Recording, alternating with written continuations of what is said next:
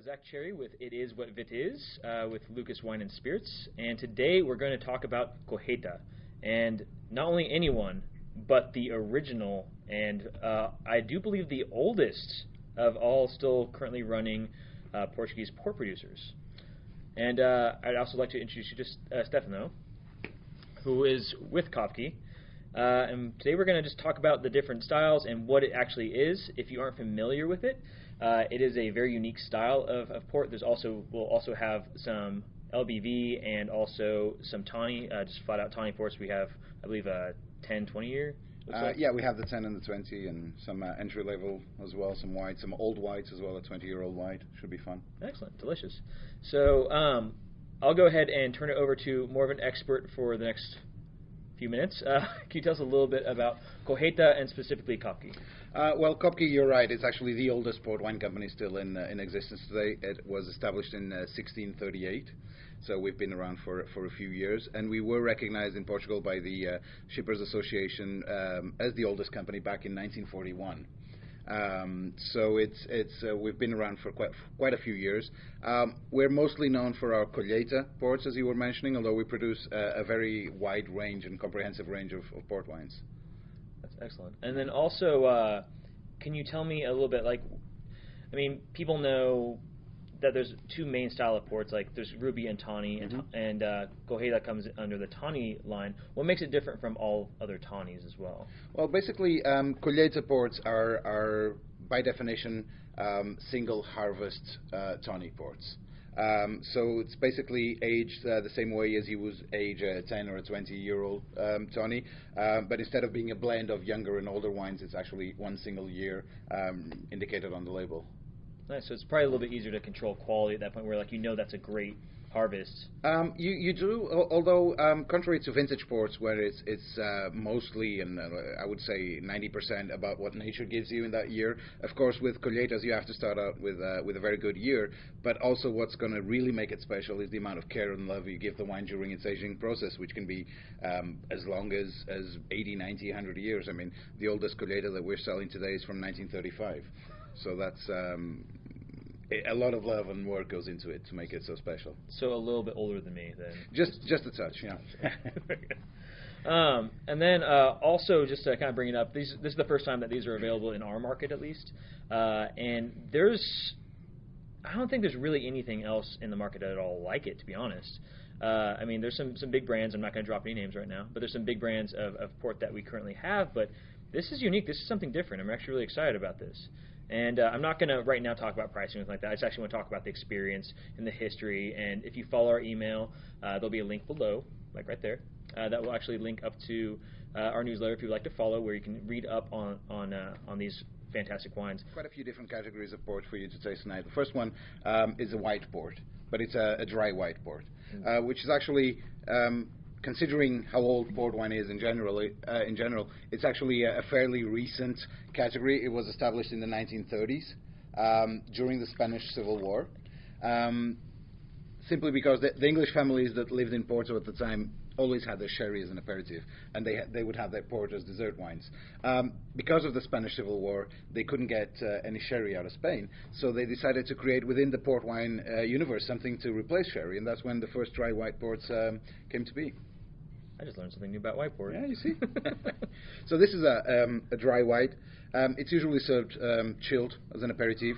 Should be chilled. It's 20% alcohol, and in an aperitif you want something light and crisp, and that's not going to spoil the meal that you're going to have afterwards. Stands very well on its own. You can do a very simple cocktail with tonic, so 50% dry white port, 50% tonic, some ice, a wedge of lemon or lime, maybe a leaf of mint on top, and that's it. Very refreshing, very light, and very easy to drink, especially in the summer when it's warm outside. It's beautiful. It has kind of almost like light tropical fruits on the nose for me. Yeah, it does, yeah. And it has some stone fruits as well. You definitely smell that. The color, although it does spend some time in cask, it doesn't spend a huge amount of time, usually no more than 2 years, so you don't have that oxidation side to it, and it's still very, very light. That's interesting. It has almost kind of like a banana peel thing going a little bit for me. It does. Very unique. It kind of reminds me, it sounds kind of crazy, but it reminds me of some of the most expensive sakes I've ever smelled. It sounds really crazy saying that, but no, it actually doesn't, because there's a little floral note to it, which yes, you can find in a lot of those sakes as well. So like white flowers, that sort of. Yeah, exactly. Oh man, actually I get to sip now. And again, should be a little bit colder, true, but actually the temperature it is right now, it's actually better to get all the aromas and the flavors. And although it is classified as an extra dry white, there's actually a little bit of residual sugar left, no more than, say, 15 to 20 grams per liter. And that sweetness actually helps to carry the fruit in the wine. Yes, so it does it a lot better. Otherwise, it'd be bone dry, and you'd lose a lot of that freshness. Oh, no, it's a great vector for that, for those flavors. True. And then also on top of that, the alcohol, for me at least, well, it helps express the sweetness a little bit more without having that cloyingness. So it keeps it nice and clean. True. That's nice. I like that a lot. Just for me, the perfect aperitif. But it's port. It's always perfect.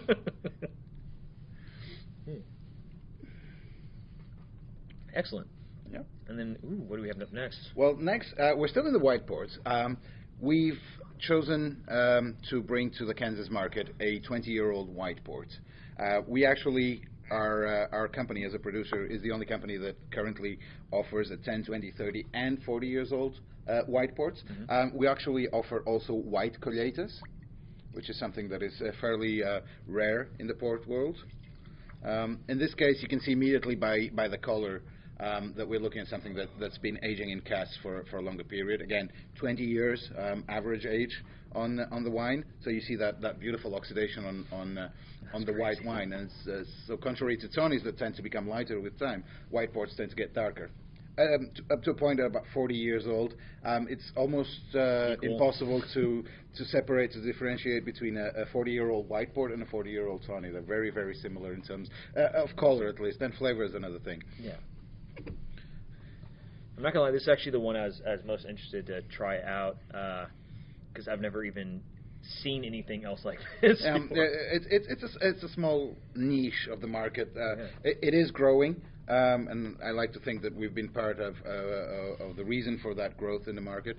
But it's still a very almost obscure kind of category within ports, the aged whites.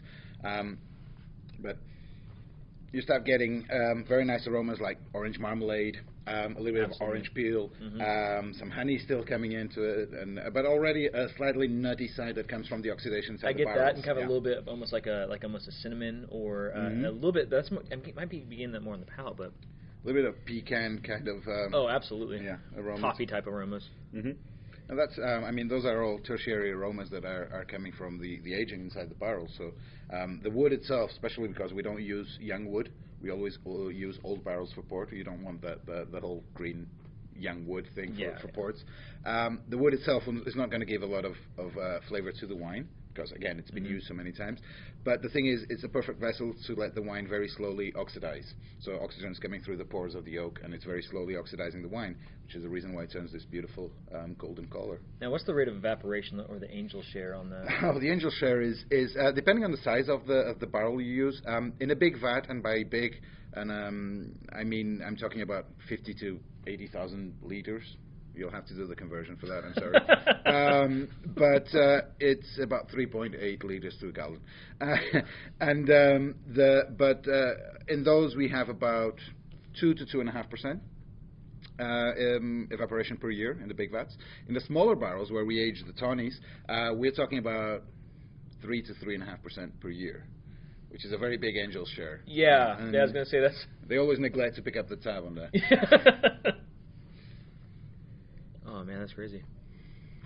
That's a high cost, right? I'm just thinking about it that way. It's a very...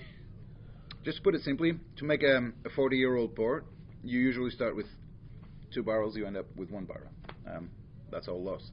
So considering all of that, and the amount of work that goes into aging a wine for a long time, we have to empty the barrels to wash them and so on every single year, or just about. Port is actually very good value wine compared to other wines that can be old that you can find in the market. So it's again, it's very reasonable. Yeah, and also much less risk of waiting on it, because there's a lot of the customers that come in, they'll be looking for something that they can lay down or drink now. That's a very common thing that we have, where people are like, how long can I age it, or is it good to drink now? I'm guessing already that a lot of these are going to be good to drink right now, obviously.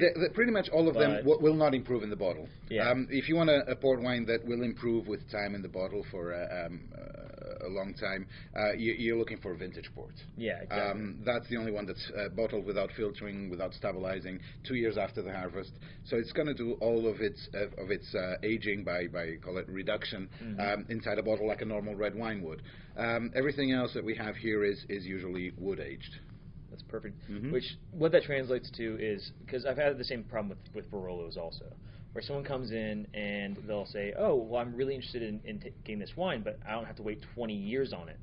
I get that a lot. And some of my answers are, well, if you want to get the best version of it, so there's not really an answer unless you happen to have a time machine.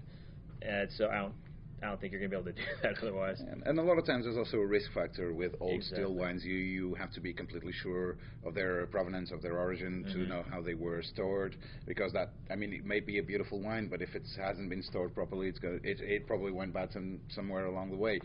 With ports, it's more of a sure thing because the producer does the aging and controls the aging, and we bottle it, and we know it's good when we bottle it. So, and because again, these are not aging in bottle, you're getting a good fresh product that it's of good quality. That's perfect. So you minimize your risk a lot. Excellent. I think we're next on the fine ruby. Yeah, we're going into the ruby style wines, and we're going to start with a fine ruby port. We're talking about a very young blend, no more than 2 to 3 years aging. And in big vats, so you have very little oxidation happening. And what you're looking for in this kind of wine is basically a little fruit bomb. So you want something that's very, very intense in terms of fruit, very bright, very flashy wine, a lot of things like black cherries, black plums, blackberries, stuff like that. Whereas in a fine Tawny, you'd go for completely different things, although it's the same age. So that's the aging makes all the difference. Yeah, absolutely. And it's not just, at least what I'm getting from here, it's not just like that fresh fruit, but also you get kind of like almost like the liqueur version of like Kirsch, like something along those lines kind of pops out for me. Kind of creme de cassis thing going on. Absolutely. Yeah. And for sure. But then it has a very different smell to the taste, actually, and the flavor is what really pops. So once you put it in your mouth and you get all that fruit exploding in your mouth, it's really amazing.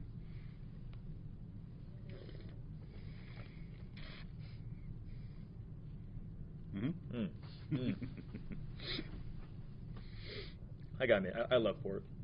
I like it a lot. They're wines that after you pop them, also something I really like is since they are fortified and they are very concentrated, you don't have to be like, oh, this is going to go bad tomorrow. Yeah, that's a good thing about the majority of ports. Again, when we go into vintage ports, we should drink it rather quickly.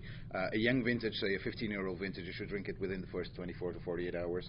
Of course, as it gets older, you should drink it even quicker than that. With most other ports, though, you have an expanded amount of time you can drink it. Anything in the whites from like 4 to 5 weeks, no problem. Ruby, 6 to 8 weeks, no problem. And then in the Tawnies, the older it gets, actually the longer you can keep it open because the wine's been oxidizing for so long. It's not really going to oxidize that much once you open it, which is the main problem. It's part of the style. Yeah, exactly. Which is the main problem with a normal wine is it's oxidation that's happening and it's taking away the fruit and the freshness and so on. So say a 1966, like the one we have there at the end that we're going to taste to finish, I call it virtually indestructible. I mean, it's going to last over a year and a half, no problem. Which usually isn't a problem, at least in my house and most places I know. I have a feeling I could probably kill that pretty fast, to be honest. Oh yeah, it goes down. Oh man, that's fantastic. It's bright. It's fairly fresh. I mean, it does have those liqueur elements to it, but I mean, even for being a fortified wine that has tons of concentration, you still do get fresh notes on it, which is unique. I love it. One of the main traits of the Kopke brand, even compared to other brands within the same producer, is that Kopke wines tend to be a bit fruitier than other ones. And of course, that really shows in the Ruby, which is supposed to be fruity, and this is really almost overripe, just at the border of being overripe. So it's still very, very ripe fruit. But even in the younger Tawny, say like a fine Tawny or a 10 years old, where you're expecting to get a little bit more of that tawniness, as I call it, of that more amber color, but you still have a hint of fruit showing, and that's very typical to Kopke. It's one of the main things. Yeah. Nice. Go ahead. After you. Thank you. It feels like a shame at some point. Yeah, I know, but I mean, There's a few other ones to be trying through. And then the next one up, I believe, is the LBV. This is late bottle vintage. So a late bottle vintage is a ruby-styled wine, although LBV is actually a category within the port world. So we wouldn't call this per se a ruby wine, but a ruby-styled wine. And basically, it's from a single harvest. In this case, it's a Kopke 2011 LBV. This is the second youngest innovation in port.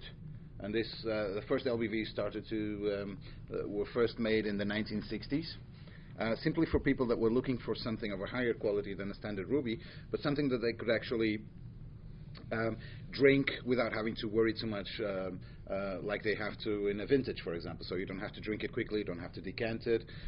It's actually a lot more inexpensive than a vintage port and not as rare.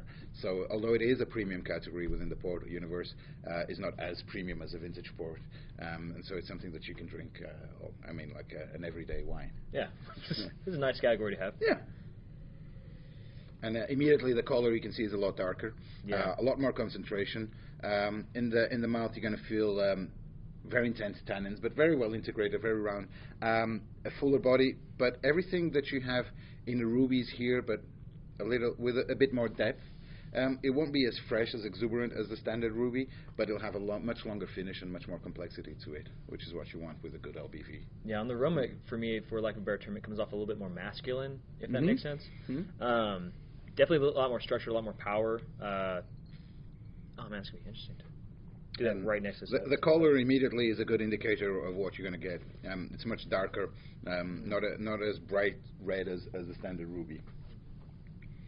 But you're going more, the fruit is all there, the ripe fruit is there, but it's more like a jammy fruit than the fresh ripe up there, fruit. and the word that's kind of coming to mind right off the bat for me is brooding. It's kind of almost like a brooding, kind of like darker, more intense. Not quite sinister because I'm enjoying it, but yeah, definitely a little bit more of that concentration. That's a beautiful wine. It is. It's a beautiful color, great wine.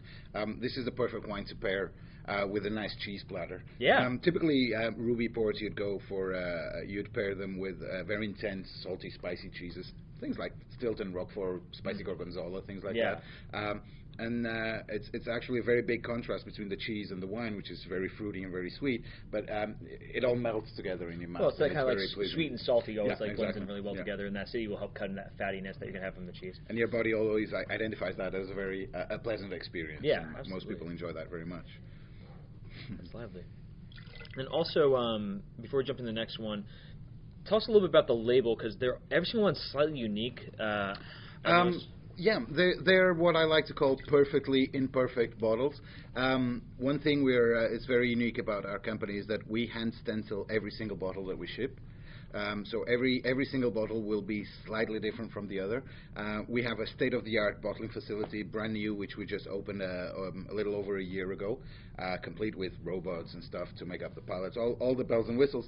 But at the same time, we go old-fashioned in the sense that we have a room next to it where we have a team of people sitting down. They have a jig where they can put the bottles down, apply a stencil, which we produce in-house, and then just roll the paint onto each and every bottle that we sell.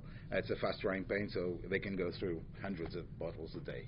It's awesome that there's robots in the facility, but still everything's hand. Yeah, exactly. I mean, being the oldest company in the market, we wanted to keep with the tradition, and that's how, in the old days, very few people use paper labels, so everything was painted on the bottles. Even the shape of the bottle is reminiscent of shapes of bottles that we used in the 18th, 19th century, things like that. So we've decided to go with that old feel. The brand deserves it. It has a lot of history, and I think we're paying it respect by doing that. That's a nice little honor to him. Yeah, it is. And then next up, looks like we're going fine Tawny? We're going into a fine Tawny. So we're going into a completely different style. So from here on, it's all going to be Tawny ports. And we go down in terms of age a couple of steps, and we go into a fine Tawny, which is pretty much the same quality level as a fine Ruby, pretty much the same age as well. But the aging of this is done in slightly smaller barrels. So you have a little bit more oxidation happening. So the wine is not as bright red as the Ruby, and you can see the color is immediately much lighter. At the same time, all those very, very ripe flavors and aromas are also turning into something a little bit more delicate. So instead of black cherries and black plums, you have more raspberries, strawberries, candy kind of flavors, a little note of caramel in there as well, which is starting to show the aging process inside a smaller barrel. Definitely more kind of like a brown sugar thing, for Yeah. sure. Well, at least for me. It's not when you think about tawny ports, you think about that amber color. Yes, yeah. And we're not there yet with the fine tawny, and we're not supposed to be because it's still fairly young. The best way to describe this wine I would use is an expression, would be to call it a light ruby port. So it's still pretty red, as you can see in the color, but it's much lighter. So a difference in style. Not full tawny yet. Yeah, exactly. See shortly. I mean, and this goes very well. A nice cheesecake at the end of the meal. What I personally like to do is grab a nice ripe cantaloupe, cut it in the middle, get rid of all the seeds, throw in a very nice vanilla ice cream, good quality, and then just pour some port over it. And it's just beautiful. The pairing between the fruit and the ice cream and the port is just amazing.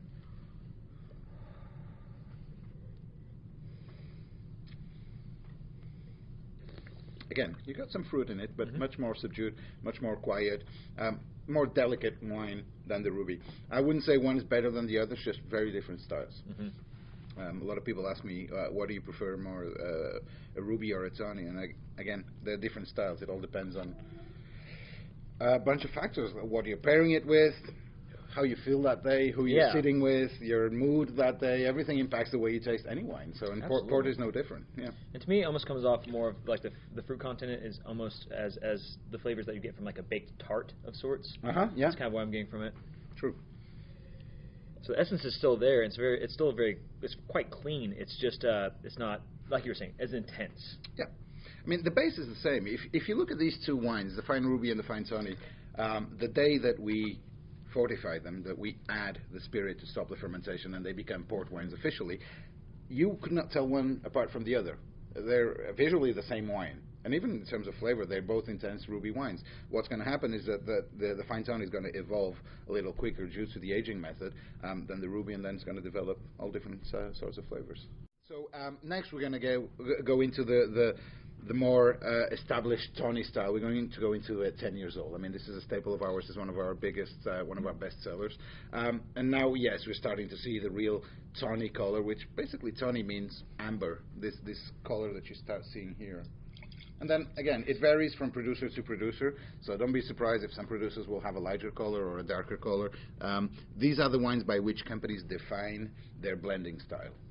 So they'll mix younger ports, older ports. In our case, we'll go 2 years older and 2 years younger, and the average age will give us, in this case, a 10-year-old port. I almost want to grab, like, at the end of this, take a picture of the 20-year-old next to one of these older, like you're talking about. Like, I was going to put side by side because really see already you can start to see like where they're starting to blend in. I mean, you can smell from here the aromas are much different. Definitely.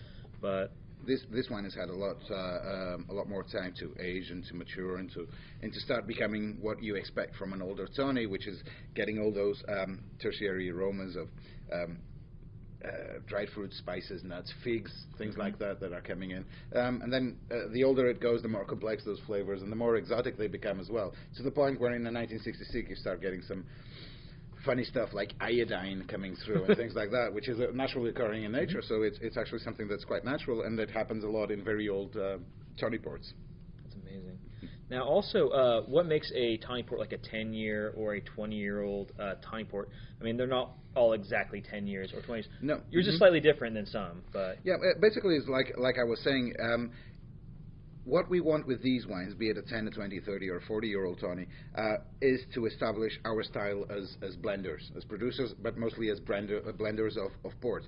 So every time you open a bottle, say, of a Kopke 10 years old, you're going to find the same, not exactly the same wine as previous bottlings, because it's impossible to duplicate a wine, but you'll have the same general characteristics in the wine. So ours, for example, are slightly fruitier than other 10 years old that you find in the market.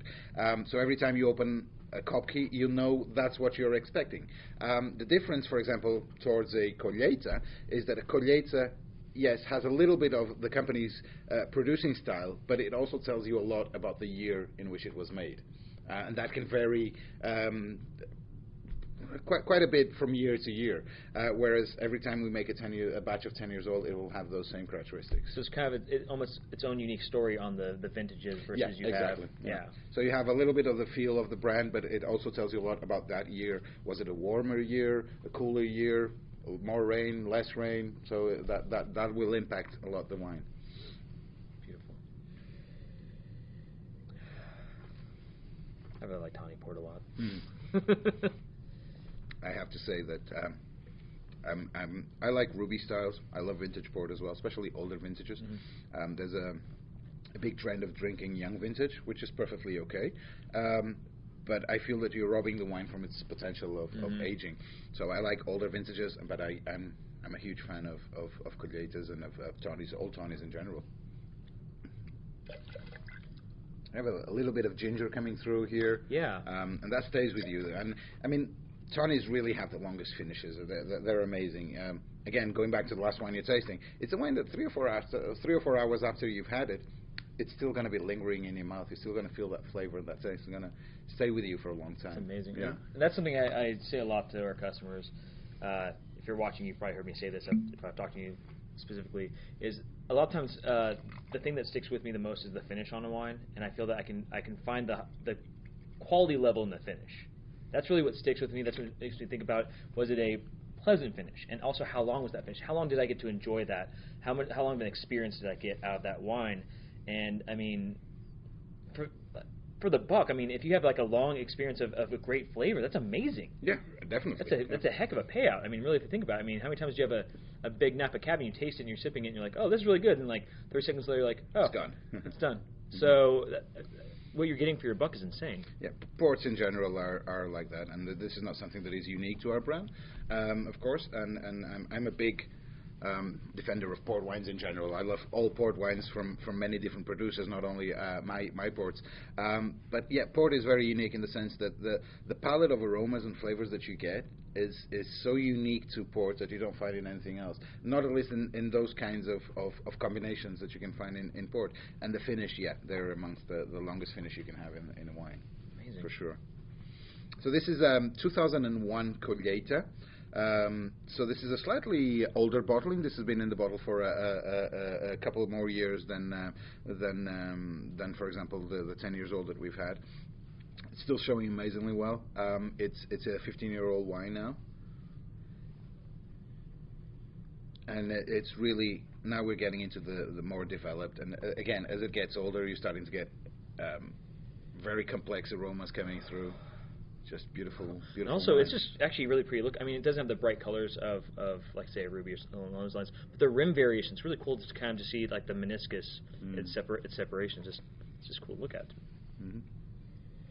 And then Tawny ports, especially the older ones, pair very well with. If you want chocolate, yes, it goes very well with a milky chocolate, a praline, something with nuts, almonds, hazelnuts, things like that. If you want to go for cheese, yes, although I wouldn't suggest you go for very spicy or salty cheeses like before, like with the rubies. You go for something a little bit softer in terms of flavor, like an Emmental, a Gruyere, or something like that. A Camembert, which hasn't ripened yet, and it's still pretty hard. That goes pretty well. And desserts in general made with spices, like a Christmas cake, something like that. Exactly. Dried fruits, caramel, anything with caramel toffee goes very well with that as well. Milk chocolate, so a chocolate mousse with a nice Colheita is beautiful. I was actually just thinking of just having like a tray of like dried apricots and like perfect, like walnuts, hazelnuts, and dried fruits. As soon as I smelled it, I was like, that's kind of I just want a bowl figs. of that. Dried figs are amazing with Tawny ports. Essentially anything that comes around Christmas, whenever like exactly. when you're sitting down and there's like that like a little spread, or like grandma comes out and she has like the dried nuts and the dried fruit. It's like, hey. This is perfect.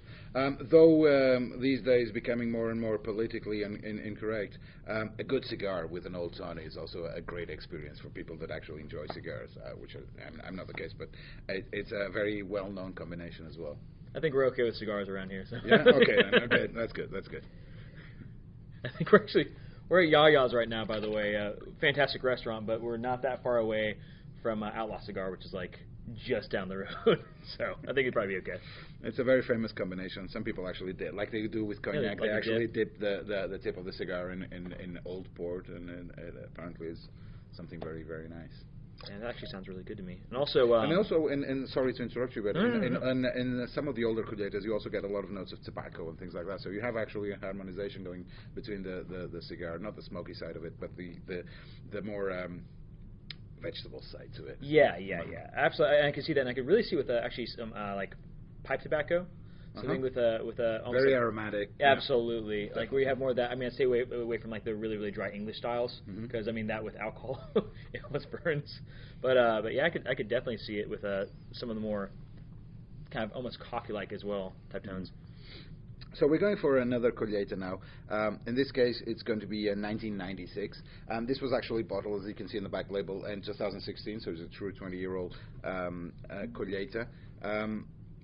Typically, Colheitas are going to be a little bit more expressive than their counterparts in terms of aged Tawny. So the next wine we're going to taste actually is a 20-year-old Tawny, which in theory would be the same age as a 1996. But because that's blended and this is not, this tends to be a little bit more expressive. It tells you more about the year than a 20 years old would.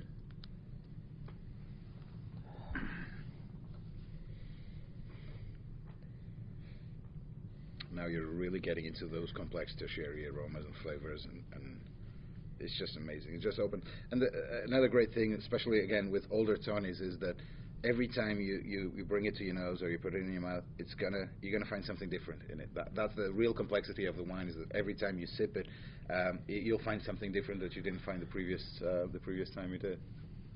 Beautiful wines. And something I'm kind of noticing as we're getting more towards the line is, especially with this, is that because it had so much time, it feels like it's gone a little bit more demure, where it's become more even keeled, where I can pick up notes easier, much easier, where it's not just getting punched. They're more accentuated. They're more accentuated for sure. And so, like, more defined. Yeah, definitely. Like, as you're saying, the tertiary is like where the secondary and tertiary flavors aren't as obvious early on in its life cycle. Like right now, I mean, you can start picking up, like, maybe it's the power of suggestion, but I can get kind of like almost like a sweet Virginia tobacco type thing, like and the leaf, not the actual burning style, the actual like fresh leaf that's just been dried, it's been hanging up. I get that right off the bat. You do, and then we're getting into the apricots again. Yes, still a little bit of that orange peel. It's the great thing about ports and of most long-living wines, I mean long-aging wines, is that they have to have a great acidity to them. Oh, yeah. Ports are no different in that sense. You have to start out with wines which have a great acidity that would allow them to age for such a long period and oxidize and still keep that freshness. Otherwise, they become bland and boring. And the amazing thing is when you get to the really old stuff and you're expecting to find something that, it's very complex, but it's died down a little bit, and you still find all of that acidity that brings it to life. It's just amazing. On the nose and even on the palate, like as soon as it comes off, the acidity's still there, and it reminds me almost more of like curacao, like almost like the pure curacao dried orange peel like skins, like the liqueur. It reminds me a lot of that in a big way. And it's definitely more of that dried out aged style. It's not like bright mandarin. Like I like it. It's not definitely more. I wouldn't say candied, but crystallized almost. Yeah, almost there. Of fruit. You even get a little bit of licorice coming through. Yeah. Actually, that's showing, starting to show here. Oh man, I was gonna say even actually earlier on, that's what I was getting. Before this is much more accentuated at this point. But even earlier on, we were tasting the younger ones. I was getting a little bit, but it wasn't enough to really make it a big primary note. Yeah, but now it's I can really pick it showing, up now that it's like it's not being covered up by other flavors. Indeed. That's cool to see them side by side too. And the color, I mean, this is the definition of a tawny port. This beautiful amber hue that is showing here. And as it starts to get older, you start getting some shades of green around the rims. That is very indicative of the wood aging, of the barrel aging. Just beautiful, and it is a shame to I feel bad about doing this, but we have to. I do live where I have to drive away from here, so always be responsible. Please. Okay, but in the safety of your own home, go crazy, have fun. So now we're going to go into a 20-year-old Tawny port. What I like about the 20 years old in general is that they are very balanced wines. Balanced in the sense that you still have a lot of that freshness, that vigor of a younger Tawny port, but you already have also a lot of that complexity and those developed tertiary aromas of an older port. So that balance between young and old, I think in the 20 years is just perfect. This is something I always keep at home, just because of that.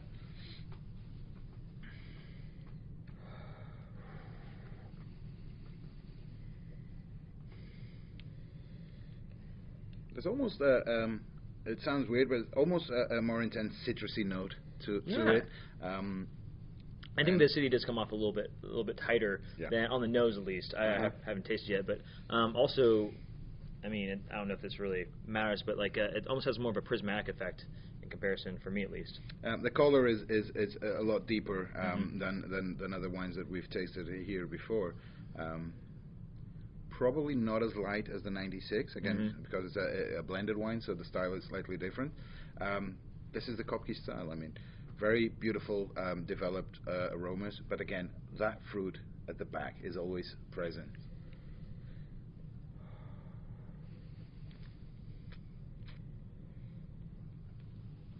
Start getting ginger notes. Again, the licorice is present. Probably not as expressive as the 96, but a lot more balanced than the 96 it was, for example. So the 96 is probably a bit more vibrant, but this has a much nicer balance to it. Again, it's a matter of style. Tasting is all about personal taste. Yeah, absolutely. Tasting wines is, and then anything else, actually. And this actually has a little bit, versus the 96, for me at least, it has more kind of a natural bitterness in the background. Almost like bitters, like as in liqueur. It kind of has that for me, and I get a lot more. And I think the city must be noticeably higher, but I'm getting a lot more tearing. You do? And it makes me actually hungry and almost thirsty, like we're going to take another sip also. And it actually seems drier than the previous wine, although in reality probably it isn't. I don't have the figures, but they're probably the same. But it has that feeling of being slightly drier than the previous wine you tasted. It's crazy how each one has such a different identity, even though like you look at me like, oh yeah, the same one. Like no, they're completely different. I mean, they still have the same like tones, but it's like almost like family members where everyone has their own little personality. If you had a family that was this big, I mean, yeah, it's very personal experience, the tasting of wines, and everybody gets a different impression of wines, and that's why you have people that prefer rubies or prefer Tawnies, or they like older Tawnies or younger vintages or older vintages.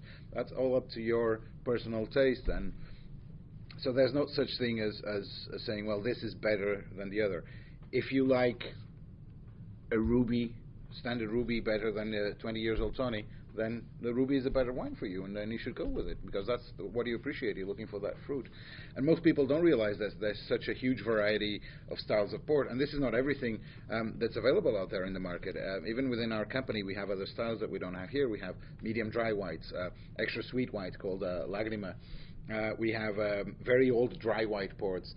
We have ruby reserves, Tawny reserves, 30 years old, 40 years old, a bunch of different Colheitas and vintage ports that we also produce. So it's there's a lot to explore. I mean, and you always find something for everybody. The last one we brought actually in a half bottle, as it is available in the market here in Kansas, and this is a 1966 Colheita. So this is actually a treat, and I always enjoy having this. Not only this wine has been very well scored by critics all around. I mean, Barker, Jancis Robinson, Wines and Spirits, and things like that. But also this year, it's been working pretty well in the market, simply because it's what we call an anniversary port. And that's a big part of it as well. People are looking for something that's 50 years old. Yeah. So anniversaries, birthdays, company parties, things like that. And where else are you going to find in the market a wine that's 50 years old? And yes, it's a lot more expensive than other ports, but still, compared to other wines and cognacs that you find in the market, it's still great value for money. And you're sure to get a very good experience, because for the reasons I was telling you before, it's you're sure that you're going to get quality, and you don't have to be worried about how it was aged. That's our problem. That's crazy. Yeah. And now you can see the shades of green that I was telling you about. That's indicative of the wood aging. Yeah. Starting to show there a little bit of grey. Actually, a funny thing about Tawny ports, if you don't freshen them, if you don't blend them, and you get a 100-year-old pure Tawny port, it's going to be almost pitch black, almost molasses. Dark coffee black. It's an amazing experience. You don't see those wines in the market. No. Typically, even the older Colheitas, they're always slightly freshened up a little bit before they reach the market, simply because otherwise they're almost overpowering in terms of concentration. But of course, working in port, I have that possibility sometimes of tasting the unblended old Tawnies, and it's an amazing experience. They're slightly thicker as well, and the flavor is almost indescribable. It's amazing toffee, coffee aromas that are coming out, and the color looks like a coffee. It's just great. So crazy. So yeah, Tawnies do get lighter up to a certain point, then they start going darker again. And now you start getting things like I was saying before, the iodine, intense ginger, a little bit of spice in it, intense cinnamon as well, because cinnamon is actually a very spicy spice. Yeah. I always say, I mean, we've all seen videos of people sticking a spoon of cinnamon in their mouth and what happens to them. And that's... This will be much more pleasant. Yeah, for sure. A little bit of pepper coming out as well. Definitely.